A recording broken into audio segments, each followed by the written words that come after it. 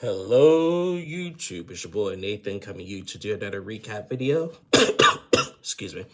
Today we are talking 90 Day Fiancé Before the 90 Days, Season 8, Episode 9, Initial Descent. So we're just going to get on to it. We got a lot to talk about in this episode. The first couple I want to talk is Emma and Ziet. So we haven't seen them for a few weeks. But, remember what happened last time we seen Emma and Ziet?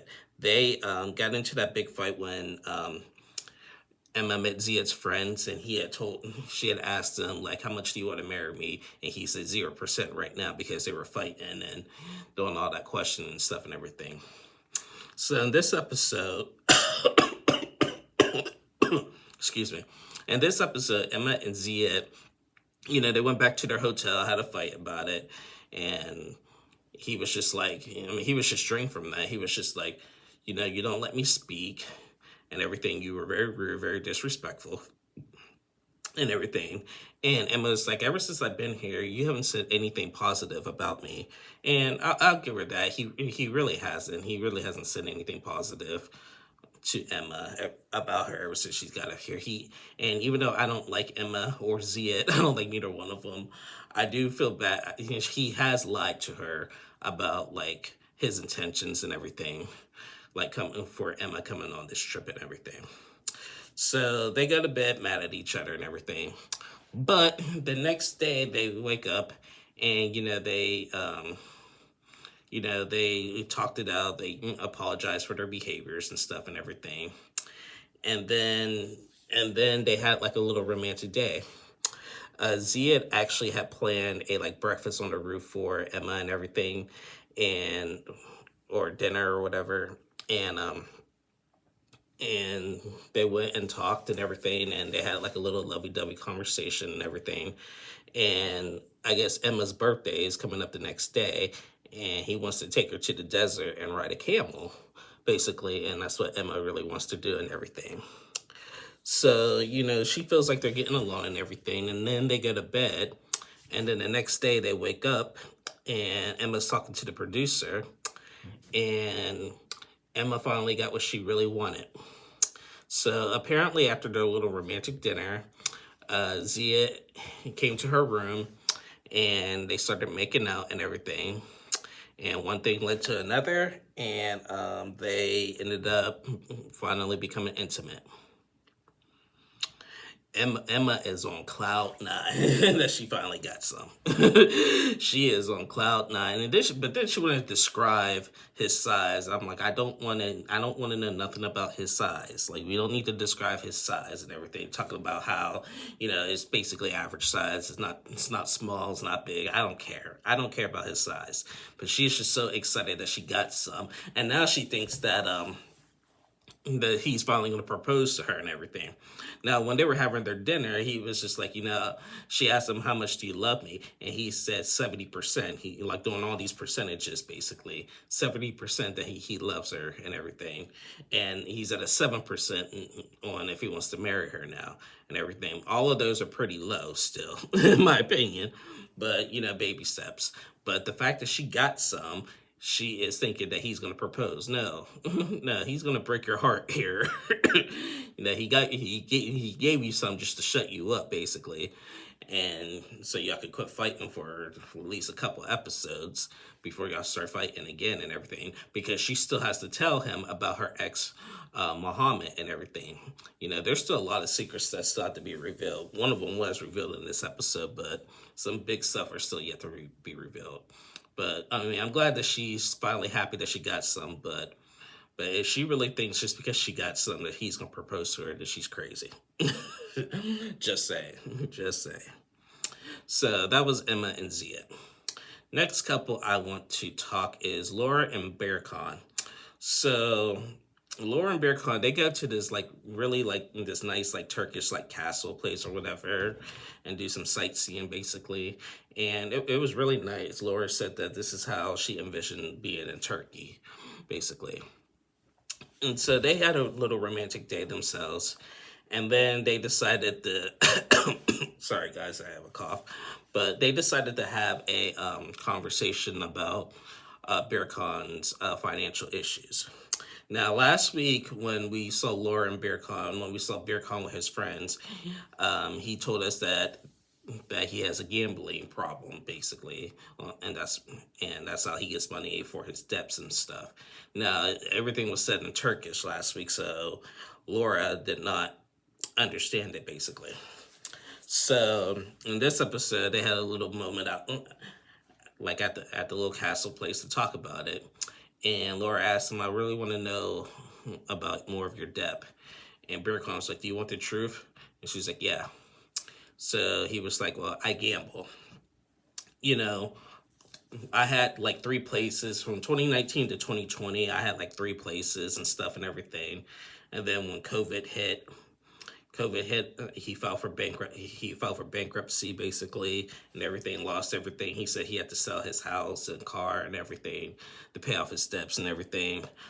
He said there was one day that he worked 24 hours and only made $40, and so he started gambling and everything. And Laura was just like, "For Valentine's Day, I had sent you money. Did you gamble that?" And he's like, "Yeah, basically."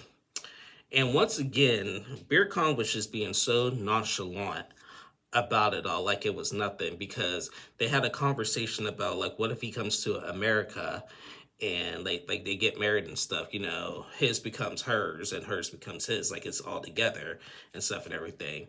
And he was like, "No, I wouldn't take your money. She was like, "You already did." Like, "No, I would still gamble, but only with my money." That's not good, dude. That is not good. A gambling addiction is something serious. The producers asked him, "Do you have an addiction to gambling?" He said no, but he clearly does. A gambling addiction. And Laura even said, like, little, like, if you're gambling, you better have the money to throw away. That's fine, and that's kind of what I said last week about just going to like a local casino, just playing the slot machines for a little bit. Doing that a little bit is fine. But if you're doing that to try to pay off debts, you're going to put yourself more in debt, because unless you're a really good gambler and you haven't lost, you're putting yourself more in debt, because then now you owe. Because if you don't pay when you gamble, when you don't pay who you owe, they're going to come after you. And so he's just being so nonchalant about it. And Laura is just like she's just ready to pack up her stuff and go, which I think she should and everything, because this guy is clearly dangerous. He is very, very dangerous, in my opinion. So we got nowhere and with them, but he's just once again being so nonchalant about it all, which is ridiculous. So yeah, but that was Laura and BeerCon. Next couple I want to talk is my favorite couple on a personal level, and that's Javon and Annalyn. Now, y'all know I love my Annalyn. I love her. This episode, we left off last week with them arguing about, Annalyn feels like Jovan is just really like a negative Nancy. And Jovan feels like Annalyn doesn't give him enough credit, basically, and everything. And, they're both right, and everything. So, last week Annalyn was really upset about him, like, not showing, like, the words of affirmation and everything. So in this episode, they once again went to bed really quietly and everything.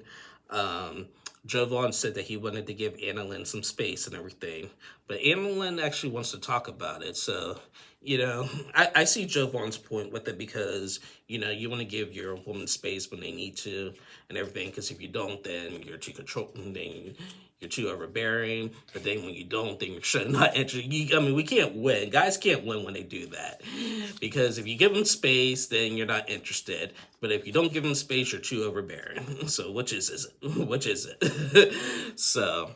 So they had a conversation.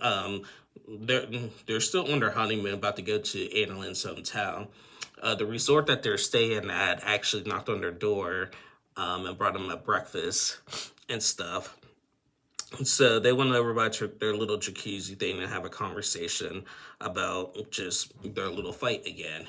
Annalyn's worried because, we already been fighting a lot on this honeymoon. How's it going to be for the rest of their lives and everything, since we're married and everything. And she said that, this was any other girl, like this would have been over basically for him. So, you know, Jovan said that he's feeling like he's the provider basically. Like, he helps Anna Lynn with her with bills and gives her gifts and everything, and helps her like with stuff with the house. And he wants her to just basically acknowledge that and everything. But, Anna Lynn says that she doesn't want, that she's really not asking for much, basically, when it comes to that stuff. Anyway, she just wants like Jovan to be more positive and everything. And Jovan, Anna Lynn's also frustrated because of the podcast, the masculinity podcast that Jovan always watches and everything. I do think she takes it a little bit like too extreme of what they're telling her, because she said that they promote cheating. Basically, I don't think they promote cheating, but it's just, I think that, I don't know. It's just, I think it just promotes a little bit more of a dominance, in my opinion, basically. So, Jovan told her, like, really just wants her to cut her some slack. And she was just like, so, like, you want me to put my feelings aside just because you do all of those things. And he's just like, I'm not trying to, like, throw it back at you that I do all this stuff for you, but, I just be tired and everything and this, and that. And so, they had to come to a realization, come to an agreement of what they want. Anna Lynn asked him, can you just please try to be more positive and everything? And then Jovan was just like, I will do that. Can you just please cut me more slack and everything? And then she started joking with him about when they were out, paddle boating, basically. And, she says that he always feels like constipated, like, and everything. I guess like in last week's episode, like it was about the rain and he jinxed it raining and everything, and he just always just looks like he's so stiff and and everything. It was pretty funny in my opinion. So yeah, but again, like, I don't know. I mean, as of right now, it's hard. It's hard to really get a read on them right now, in my opinion. Like, I do like them. Like I said, me and Annalyn have talked and everything. She's a sweet girl and everything. Really like her, but but just as of right now, I'm just not sure with them right now, in my opinion. But we'll see. We still got a long ways to go. But and I'm pulling for them. Every year there's just that couple that they have the controversy, and then I'm pulling for them, and then so I do think they'll turn it around. But we'll see what. Judging by the previews of next week's episode, he goes to her hometown and he's gonna be looking.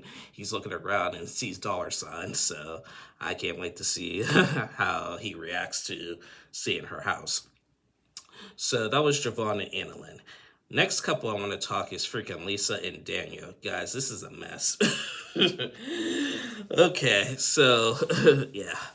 So last week, Lisa got to meet, get the blessing from the uncle, right? Now, in this episode, they're preparing to go meet with Daniel's friends and everything. In the morning at the hotel, Lisa finally takes off her wig. She's been wearing wigs this whole time and everything because Daniel likes the long hair, but she really has short, natural hair and everything. People online said they actually prefer Lisa with the short hair than the long hair, as opposed to Daniel. Daniel prefers the long hair than the short hair.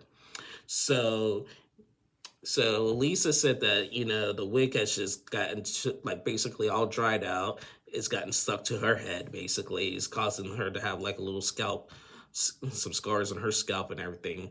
So she had to take it off. She took off her wig and everything, so she needs to air it out and everything. She goes down to the lobby to meet Daniel. And they also showed a scene where, an unaired scene of her talking to her daughter, Faith. She told Faith that he did propose to her and everything, and her daughter Faith was not too thrilled about it, and still calls him a red flag because he likes to love bomb her a lot, which he does. He does love to love bomb her a lot. So after talking to Faith, she goes down to meet Daniel at the in the lobby, and Daniel is so surprised to see her without the wig, and he is like, you saw like a big switch in Daniel's face when he saw her without the wig. Like he really was embarrassed and everything. And he's telling her, "Why are you without the wig?" And she was trying to explain to him, "Well, like I had to air it out. Like this is the natural me. Like this is just me. I gotta be natural sometimes." He's like, "No, no, no. You have to wear the wig when you go out with me. That's just, you have to," and everything. And I'm like, dude, she don't have to. And she's right. You know, now I'm on Lisa's side. Like, this is her natural look. And if you want to marry her the way you do, you have to accept her natural look. You don't have to don't tell her that she has to wear a wig every time she goes out. No, she don't. Like, forget you, dude. Like, seriously. Seriously, like who are you? And everything. So they go, she takes a walk around the town with them, and he's still complaining about her not wearing the wig and everything. And she's still trying to explain, like, you know, this is my natural look. You're going to have to accept it and everything. He's like, okay, you don't have to wear it all the time, but just like wear it when we go meet my friends and family and stuff and everything, at least. Just give me that. And it's just like, whatever. So later, they're in the car going to meet his friends, and she has her wig back on. Now he's back to love bombing her and saying, "Oh, how pretty she is," and everything. And she thinks that's a red flag, which it is, because you know, now he was just like frowning at me earlier. Now he's telling me how beautiful I am and everything. And I just like, you know, I don't really want to talk to him or be around him, but okay. But now we're going to meet his friends, basically. So they go to this little restaurant to meet his friends, and their friends, they seem pretty cool. I like them. They said that they told him that you are the best thing that's ever happened to him, basically, and everything. And but now she wants to get some answers herself, and she says that Daniel doesn't talk a lot about his past. I mean, you know, and we all know about Lisa's past, basically. So Lisa revealed to us and to Daniel's friends that before she came to Nigeria, that Daniel was talking to another American woman, and that woman sent her messages saying that they've been talking, they sent screenshots, he's been calling her baby, and he's a scammer, blah, blah, blah, and everything. She confronted Daniel about it, and he was just like, "Oh, she's just a friend. I blocked her and everything." And she said when she blocked him, like, you know, when he blocked her, she gave him the benefit of the doubt. But now, like, you know, it's just like a question mark, basically. One of Daniel's friends said that he wasn't aware of that. So the producers asked Daniel, like, "Have you talked to other women online?" Like, and he said, "Yeah, I talked to other women online, and there's some American women." He's like, "Yeah, but they're just friendly, just hi, how you doing? I have a lot of friends on social media and stuff and everything, but I never like fully was in a relationship with anybody except for Lisa, basically." So Lisa is just having a hard time really believing that. Preview show for the next episode that, you know, she's gonna unblock that woman and try to get more info and accuse them of being a cheater and a scammer. But the thing is that, you know, she's accusing him, but she's still lying of the fact that she is still married to a woman. So she's going to do everything to dig on Daniel, but she ain't coming clean yet. And she's had plenty of chances right now to come clean about her still being married to a woman. I don't get them. I don't get them at all. Don't get them at all. So yeah, I just don't. So that was Lisa and Daniel. And the last couple we're going to talk is freaking Rick and Trisha. Rick. All right, before we get to the juicy stuff, they're still on their nice little paradise place in Madagascar. Rick had decided to like do some like weird role play, like dress up in some kind of like jungle outfit or whatever, to make Trish happy and stuff and everything, just to spice more things up a little bit. And Trish, when he was dressed like that, Trisha just thought that he just looked stupid, which he did, in my opinion, and everything. And she told him, like, we're better off just running around this jungle naked. And he was like, "Are you serious?" And she was like, "Yeah." And it was like, "Let's go, let's do it, let's get naked." And he starts taking off her clothes. He takes his clothes off, and he starts taking her clothes off. And then the camera went away because they got naked and stuff. Basically, I'm just really surprised that he did that. Well, I'm not surprised because that's typical Rick, but that was just really disturbing how he started taking his clothes off and started taking her clothes off, and they must have went streaking in the jungle and everything. I'm glad they didn't show that, but knowing that just is kind of disturbing. So after that, the next day, they're getting ready to go on like a little paddle, like little ride on a boat and stuff and everything. And finally, we have one big secret that was finally revealed in this episode. Rick finally told Trisha about him going to see his ex in Colombia when Trisha goes to him for those 5 days. Rick was just like, as we've been getting along so well. He was looking like this.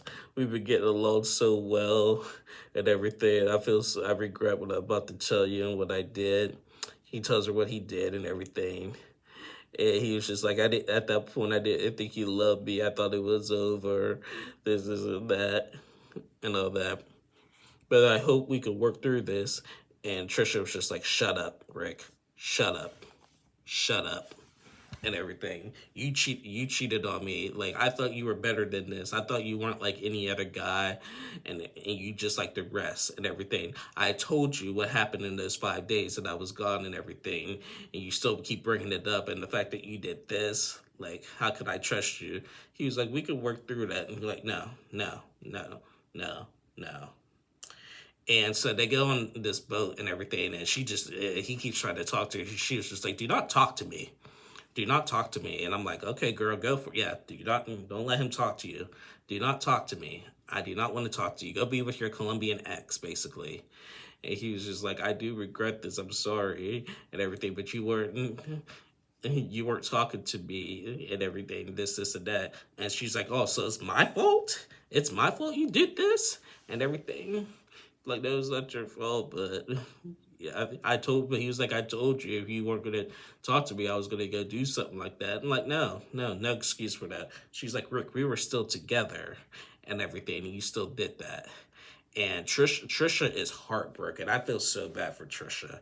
She is heartbroken. She did not deserve that.